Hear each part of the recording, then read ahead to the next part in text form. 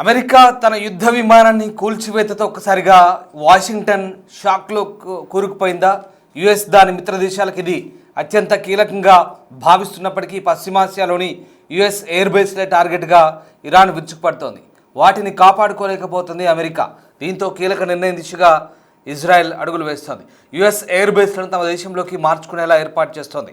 యుద్ధం తర్వాత ఈ ప్లాన్ అమలు చేసే ఛాన్స్ ఉంది. యుఎస్ దళాలు మొత్తం వస్తే వార్ రిజర్వ్ స్టాక్ కేంద్రాలుగా ఉపయోగపడతాయని ఇజ్రాయెల్ భావిస్తోంది. ఈ నేపథ్యంలోనే ప్రస్తుతం అమెరికా అవాక్స్ విమానం కూల్చివేతతో ఒక్కసారిగా పరిణామాలన్నీ కూడా వేగంగా మారుతున్నాయి. ప్రధానంగా అమెరికా యుద్ధ విమానాన్ని కూల్చివేయడంతో ఇప్పుడు ఈ వ్యవహారం ఆసక్తికర చర్చకు దారితీస్తోంది.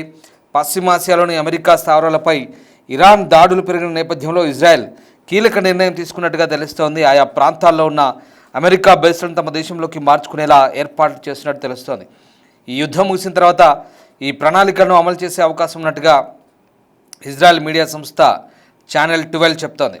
తాజాగా ఇరాన్ యుద్ధంతో పశ్చిమాసియాలో అమెరికా స్థావరాల మార్పుకు ఇదో మంచి అవకాశంగా ఇజ్రాయెల్ భావిస్తోంది. ఇటీవల యుద్ధంలో అమెరికా దళాలతో కలిసి ఇజ్రాయెల్ బలగాలు పోరాడుతున్నాయి. రెండింటి మధ్య బలమైన ఆపరేషనల్ ఇంటెలిజెన్స్ బంధం ఉన్నట్టుగా తెలుస్తోంది. స్థావరాలను ఇజ్రాయెల్కు తరలించడంతో అగ్రరాజ్యానికి వ్యూహాత్మక పట్టు లభించే అవకాశం కనిపిస్తోంది. ఇరాన్లోని ఖతర్లోని అల్ ఉదైద్ బేస్, బహ్రెయిన్లోని 5th ఫ్లీట్ హెడ్ క్వార్టర్స్, అలాగే యుఏఈలోని అల్ దఫ్రా బేస్ వంటి ఇకపై ఇజ్రాయెల్లోకి వెళ్తే ఖచ్చితంగా సమన్వయం ఎక్కువగా ఉండే అవకాశం కనిపిస్తోంది. అమెరికా దళాలు ఇక్కడికి వస్తే లాజిస్టిక్ హబ్గా, వార్ రిజర్వ్ స్టాక్ కేంద్రాలుగా, ఆయుధ డిపోలుగా ఇవి ఇజ్రాయెల్కు ఉపయోగపడబోతున్నాయి. అమెరికాకు చెందిన థాడ్, అలాగే పేట్రియాట్ లేజర్ ఇంటర్సెప్టర్లు, ఇంటెలిజెన్స్ వంటి వాటిని పంచుకునే అవకాశం లభించే అవకాశం ఉంది.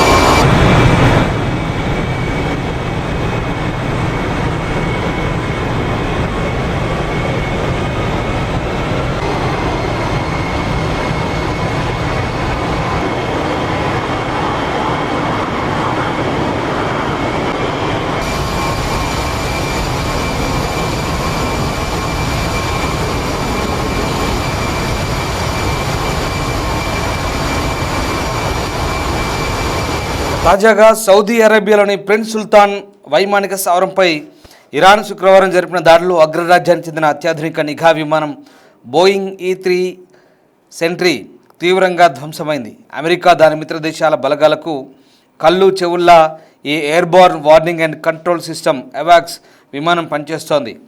ఇందులోని అత్యాధునిక రాడార్ వ్యవస్థ విమానాలు, క్షిపణుల కదలికలను 100 కిలోమీటర్ల దూరం నుంచే పసిగట్టేది.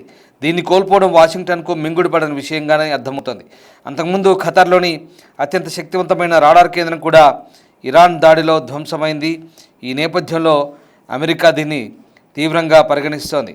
అమెరికా, ఇజ్రాయెల్, ఇరాన్ యుద్ధం సంబంధించి వైమానిక దాడిలో తన లక్ష్యంగా చేసుకున్నట్లు ఇజ్రాయెల్ ప్రకటించిన కొద్ది రోజులకే revolutionary guards commander Alireza Tangsiri హతమయ్యినట్టుగా ఇరాన్ ఇప్పుడు ధృవీకరిస్తోంది.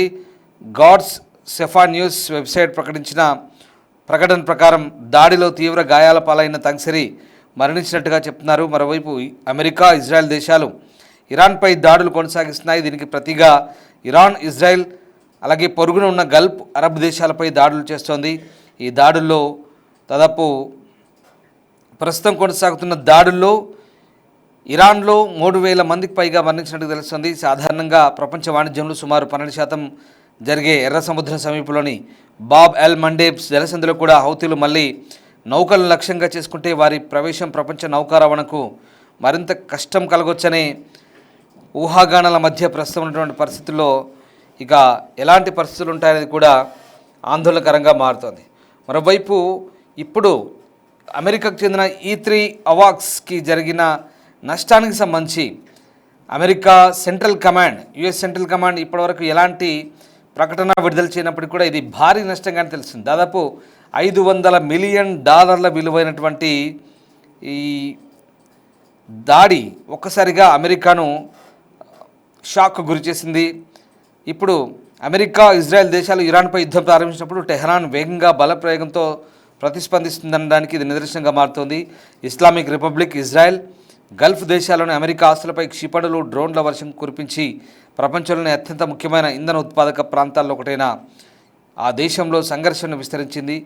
గత నెలలో ఇరాన్, పశ్చిమాసియా అంతటా ముఖ్యంగా గల్ఫ్ దేశాల్లో అమెరికా ఆస్తులు, స్థావరాలపై దాడి చేసి నష్టాన్ని కలిగించింది. ఇక పోరాటం ప్రారంభమైన మొదటి 2 వారాల్లోనే దాదాపు $800 మిలియన్ నష్టం చేకూర్చినట్టుగా తెలుస్తోంది. సౌదీ అరేబియాలోని ప్రిన్స్ సుల్తాన్ ఎయిర్బేస్పై క్షిపణులు, డ్రోన్లతో దాడి చేసింది. అమెరికన్ E3 సెంటినల్ అవాక్స్ హెలికాప్టర్ దెబ్బతిన్న నేపథ్యంలో ఇరాన్ దాడిలో ప్రస్తుతం 10 మంది తీవ్రంగా గాయపడ్డారు. 2 పరిస్థితి విషమంగా ఉంది.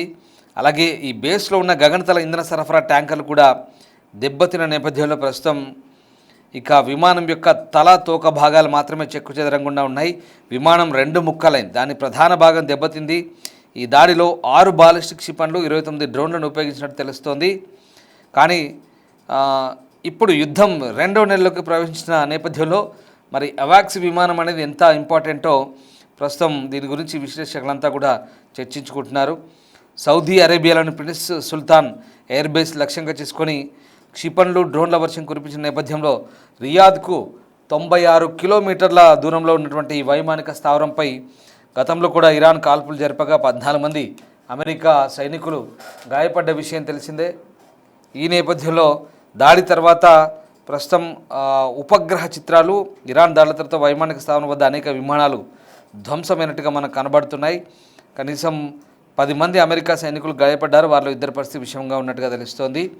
ఇక ఈ ఘటనపై యుఎస్ సెంట్రల్ కమాండ్ ఇప్పటివరకు ఎలాంటి వ్యాఖ్యలైతే చేయలేదు.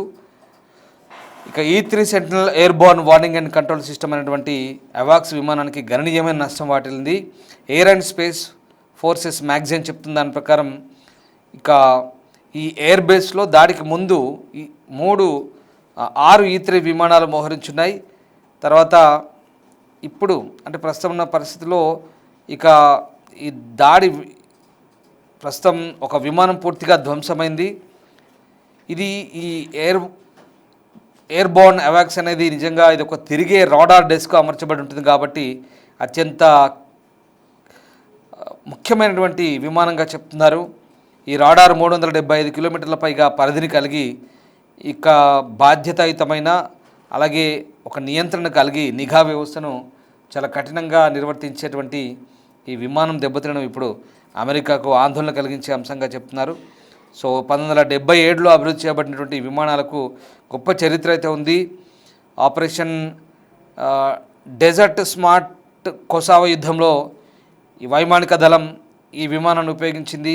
ఇరాక్ యుద్ధంలో ఉపయోగించారు, ఆఫ్ఘనిస్తాన్ యుద్ధంలో ఉపయోగించారు. ఆపరేషన్ ఇన్హెరెంట్ రిజాల్వ్ అని పిలువబడే ఇస్లామిక్ స్టేట్ వ్యతిరేక పోరాటంలోనూ ఈ విమానాలను ఉపయోగించారు. సో ఈ రకంగా ప్రస్తుతం ఇది ఇంధనం లేకుండా కూడా ఇంధనం నింపాల్సిన అవసరం లేకుండా 8 గంటల పైగా సాగే మిషన్లను నిర్వహించగలిగే సామర్థ్యం ఉన్నటువంటి ఈ విమానాన్ని కూల్చివేయడం ఇప్పుడు చాలా ఇబ్బందికరంగా పరిణమిస్తుంది. సో ఈ నేపథ్యంలో ప్రస్తుతం ఉన్నటువంటి పరిస్థితుల్లో గల్ఫ్ మొత్తం ఎక్కడెక్కడ స్థావరాలు ఉన్నాయో ఆ ప్రాంతాలపై ఇరాన్ చాలా స్పష్టంగా టార్గెట్ చేస్తుంది. కాబట్టి దీనికి ప్రత్యామ్నాయాన్ని ఆలోచిస్తున్న నేపథ్యంలో ఇజ్రాయెల్ బెస్ట్ అనుకుంటున్నారు. ఎందుకంటే ఇజ్రాయెల్లో ఆ స్థావరాలు పెట్టుకుంటే ఇక ఎలాంటి డోకా ఉండదని, ఇంకా డిఫెన్స్ సిస్టమ్స్ ఎక్కువ ఉన్నాయి కాబట్టి అక్కడ ఎయిర్ డిఫెన్స్ సిస్టమ్ అడ్డుకుంటాయి కాబట్టి అది ఇజ్రాయెల్ కూడా కలిసి వచ్చే అవకాశం ఉంది. కాబట్టి ఒకవేళ యుద్ధం ముగిసిన తర్వాత ఇవన్నీ కూడా అటువైపు షిఫ్ట్ చేసే అవకాశం ఉన్నట్టుగా ప్రస్తుతం విశ్లేషకులు భావిస్తున్నారు.